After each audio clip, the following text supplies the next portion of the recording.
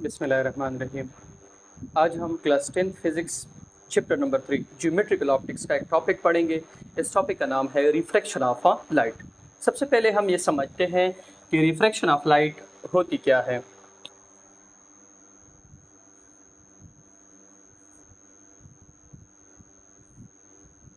फर्ज करें ये जो लाइन है इससे ऊपर आपके पास एयर है और इससे नीचे आपके पास वाटर है। ये मीडियम आपके पास M1 है, ये मीडियम आपके पास M2 है। यहाँ पे मेरे पास एक लाइट की सोर्स है, ठीक है, सोर्स ऑफ लाइट।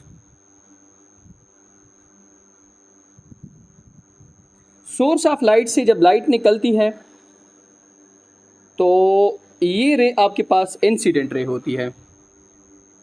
ये जब पहले एयर में होती है तो इसकी स्पीड 3×10⁸ मीटर पर सेकेंड होती है।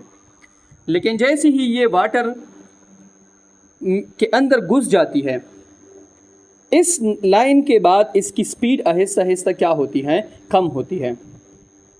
इसने ये रास्ता कवर करना होता है, लेकिन इसकी स्पीड जब कम हो जाती है, इसकी वजह से ये इस पाथ को फॉलो करती है। ये वाली जो पाथ है इसको क्या करती है, फॉलो करती है।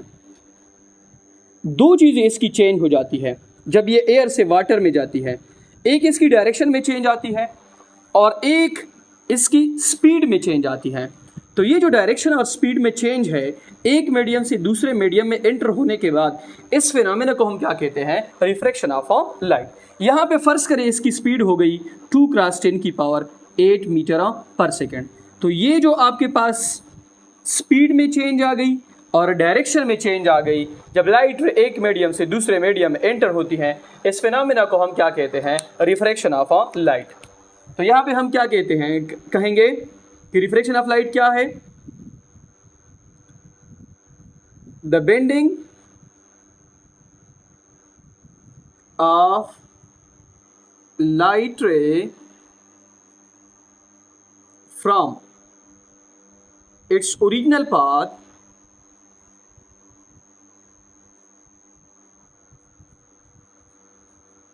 when it enter from one medium to another। Light रे जब एक मीडियम से दूसरे मीडियम में एंटर करती है तो इसकी जो डायरेक्शन में चेंज आती है और इसकी जो स्पीड में चेंज आती है, इस फिनोमेना को हम क्या कहते हैं, रिफ्रैक्शन ऑफ अ लाइट। जो रे सोर्स से निकलती है ये आपके पास इंसिडेंट रे होती है।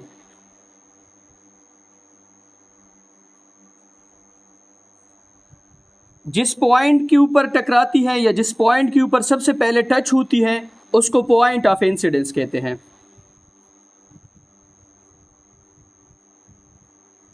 और ये रे आपके पास कौन सी रे होती है, रिफ्रैक्टेड रे होती है।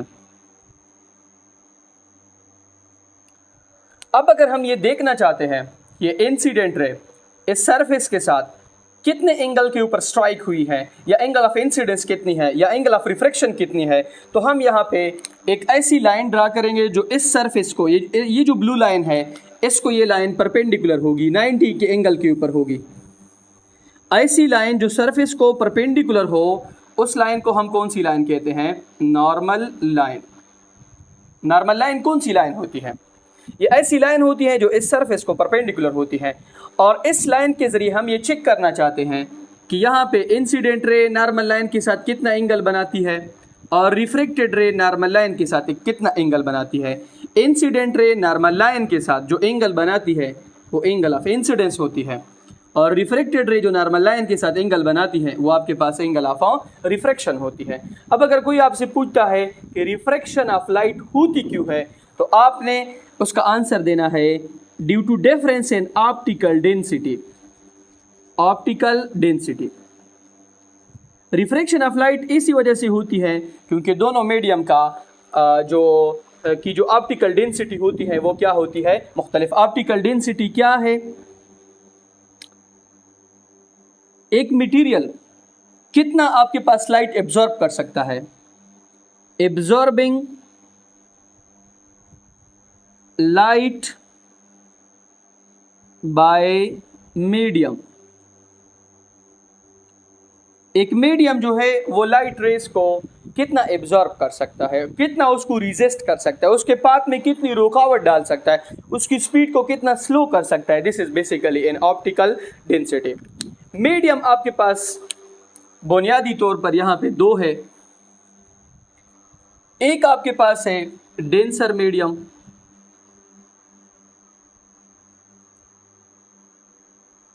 एक आपके पास है रेयर मीडियम।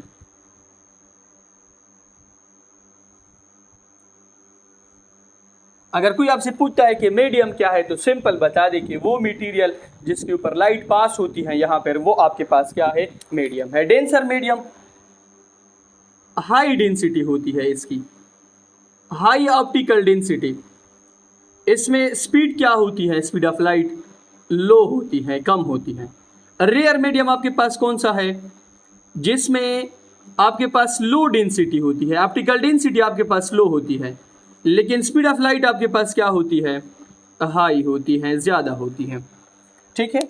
अच्छा, जब भी आपके पास लाइट रे ये जो आपके पास रेयर मीडियम है इससे एंटर करती है डेंसर में, जब लाइट रे आपके पास रेयर मीडियम से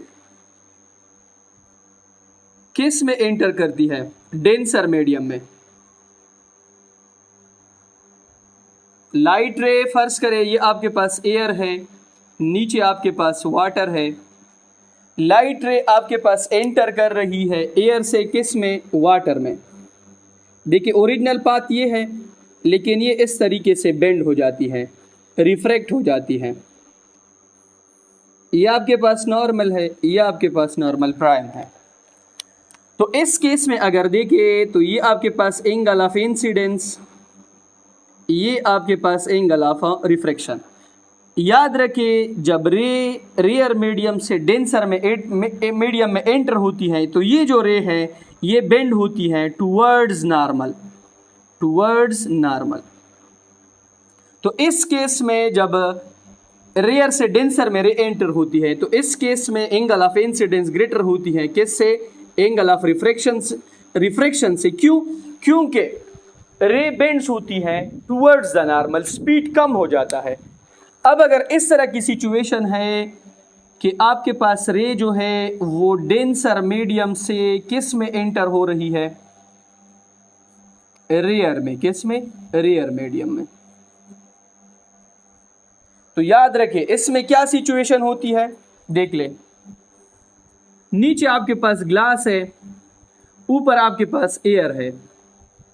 रे जो है वो ग्लास से किस में एंटर हो रही है, देखिए ओरिजिनल पाथ ये आपके पास है, लेकिन रे बेंड होती है away from the normal. Normal से कहाँ पे बेंड होती है, अवे। तो इस केस में angle of incidence come, angle of refraction आपके पास क्या होती है, ज़्यादा। जब रे डेंसर से रेयर में जाती है तो ये जो नॉर्मल लाइन है, ये जो रिफ्रैक्टेड रे है, ये नॉर्मल लाइन से अवे बेंड होती है, एंगल ऑफ रिफ्रैक्शन ग्रेटर होती है किस से, एंगल ऑफ इंसिडेंस से। इस केस में स्पीड कम हो जाती है और इस केस में स्पीड क्या हो जाती है, ज़्यादा हो जाती है। ठीक है।